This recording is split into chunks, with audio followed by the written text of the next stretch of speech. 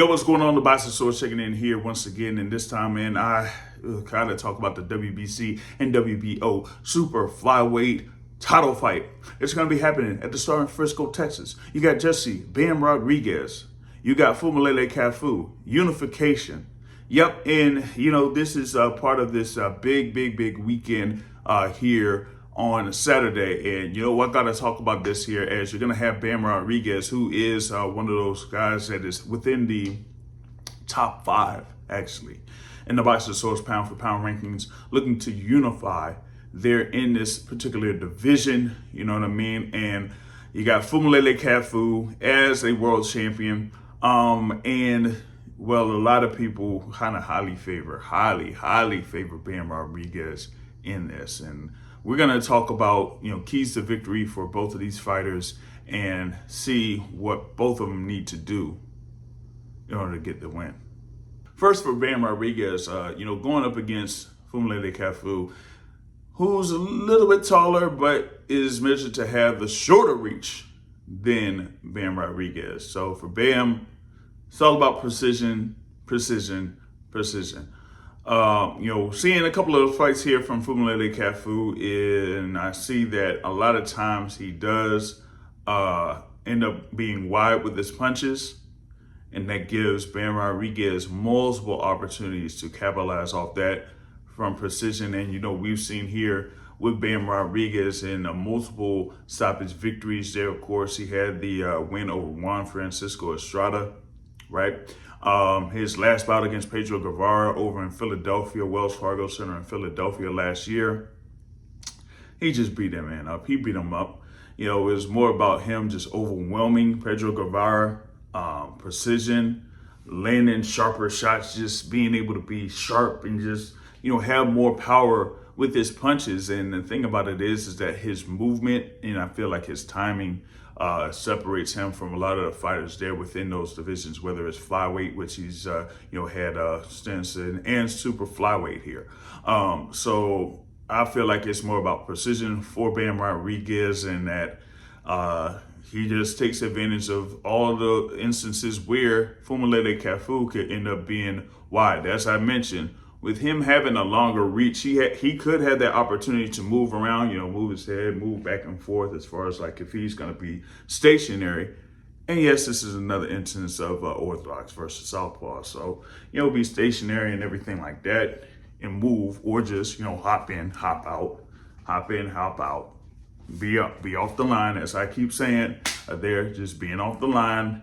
And with those wide shots that Phumelela Cafu could end up having or end up throwing, gives you those great opportunities to just, come over the top with the lead right, or 1, 2, and it could end up being a short night if, Bam Rodriguez sees that Phumelela Cafu could be not, not as sharp as him in this upcoming bout. So my thing is about precision for Bam Rodriguez, and as long as he keeps that up, hey man, just being honest with y'all, we might see another short night.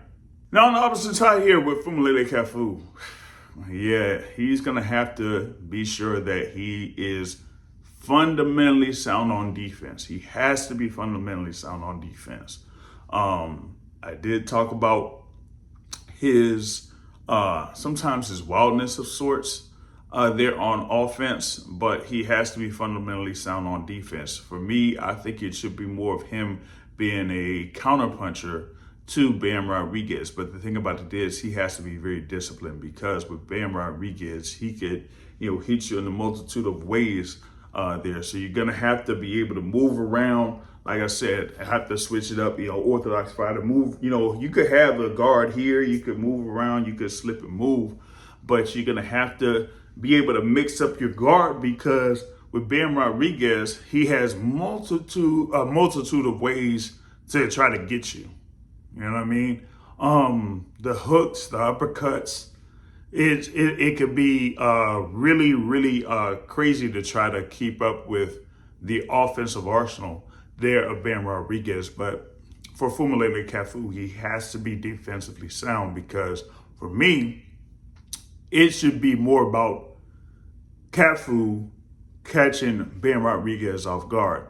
And what I mean by that is you might have to do, a slip and counter, catch and shoot in order to throw off the timing there of Ben Rodriguez. I talked about the precision for Ben Rodriguez in his key to victory against Phumelela Cafu. On the flip side, for Cafu, he has to be disciplined on defense, has to be able to figure out what Ben Rodriguez is going to try to do in order to attack. And if you have any instance where Ben Rodriguez is doing the same thing a few times, be able to time that, catch him, and get him with the counter that could throw off the timing there of Ben Rodriguez. And then maybe you could take advantage of that in order to get the upper hand in this bout. Now, to say this is a tall task for Phumelela Cafu to get this win over Jesse Ben Rodriguez is, a statement. When you've had odds where Phumelela Cafu is like an 11-1 underdog, and Ben Rodriguez is a 25-1 favorite. Hey, man, yeah, those are crazy odds. But hey, we've had upsets this year, we've had upsets this year. So you can't necessarily count Phumelela Cafu out. Anything can happen in boxing. And I mean, anything can happen in boxing. So, I talked about the thing there with the keys to victory for Phumelela Cafu. I feel like he has to be very disciplined on defense first, foremost, and always. As I said, he has the shorter reach. He's listed as the shorter reach, so he's going to have to be more defensively disciplined, because Ben Rodriguez, being there, able to try to enter and throw before getting within mid-range or close range.